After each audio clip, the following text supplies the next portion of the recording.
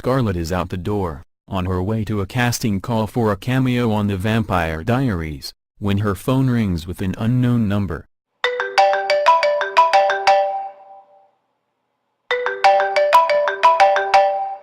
Yeah, hello. Is this Scarlett? Yeah, who's this?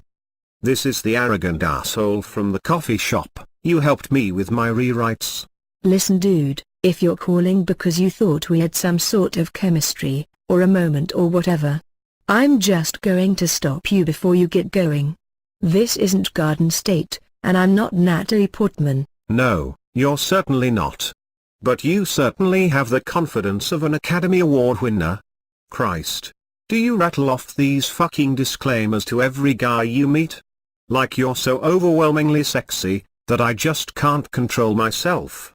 Despite the fact that you've told me like 6 fucking times, that this isn't a romantic comedy, and you're not interested in me in that way, I just had to call you, and see if maybe you were just hiding behind a tough exterior, and just waiting for a sensitive Ryan Gosling type to break down your barriers. I wrote you every day for a year. You wrote me? Yes. It wasn't over. It still isn't over. God, get over yourself. Listen, I'm calling because I ran your idea past the director, and he hated it. He fired me off the film. He said I just don't get the comedy aspect of the McClane character, and that he was bringing in the creators of How I Met Your Mother for rewrites. He said, and I quote, "They understand humor more than any other writers in the history of the small screen. Or any screen, for that matter." I'm cracking up over here, screenwriter.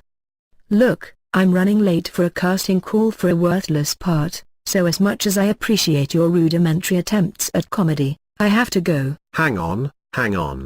I did run the idea past the director, and he loved it. As a matter of fact, I even told him it was your idea. So, if you're free Wednesday, he said you could come in and read for the part of Carlo's daughter. Carlo is the FBI agent who's embedded deep into the Genovese crime family, and one of McClane's prime suspects for the murder he's investigating. His daughter Valentina isn't exactly a role Jennifer Lawrence would play, but she does have 10 or so speaking parts. So like I said, if you're not busy Wednesday, come in and read. But Simon seemed like, as long as you weren't the worst actress in the history of the cinema, he'd already given you the part. You're fucking with me, right? I figured, best case scenario, I'd see that Die Hard movie come out, and get a smile out of the fact that you'd stolen my idea. So not only did you tell the director about me, but you're saying, I basically already have the part? Yes, that's exactly what I'm saying. Scarlett, I haven't been out here long enough to feel the need to steal other people's ideas.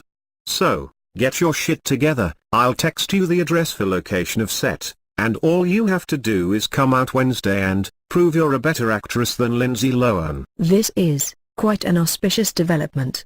Listen, I'd like to say thanks. I know I come off as kind of a bitch.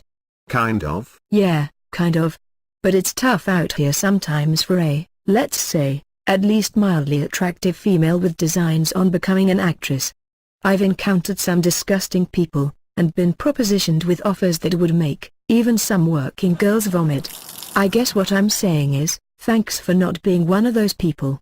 Thanks for doing what you said you would do. Well, you're welcome, but I have to warn you, Simon, the director, is one of those people. So even though I told him we're friends, don't get pissed at me if he asks you to blow him. Just tell him to fuck off, and keep reading, and I'll do my best to make sure you make out. Or, I could just blow him. Then I'd definitely get the part. A long awkward silence. I'm fucking with you, dude. So do I have to keep referring to you as arrogant asshole from the coffee shop? Or, since we're friends, can you tell me your name? Yeah, it's Aaron Abraham. Well, Aaron, you have no idea how much you just made my day. You've just been upgraded from guy I have no interest in, to friend I might get drunk enough to have an awkward one-night stand with. Well, I'm flattered. Anyway, if you're free tonight, My friend Becky's having a sort of get-together. You'll like her, she works for Focus Features as a production assistant. Chris, this pseudo-novelist, my friend Mark, who does a lot of music for indie films, and a bunch of the other Hollywood hopeless will be there. It won't be Animal House or anything, but if you're up for it, I'll text you the address. Yeah, fuck it, I'll go. Okay, cool, I'll text you the address later. And Aaron, thanks again for not being a douchebag. Well, Scarlett, you don't know me well enough to make that assessment yet, do you? Maybe I'm just trying really hard to get into your pants. On that note, goodbye, I'll text you the address this evening.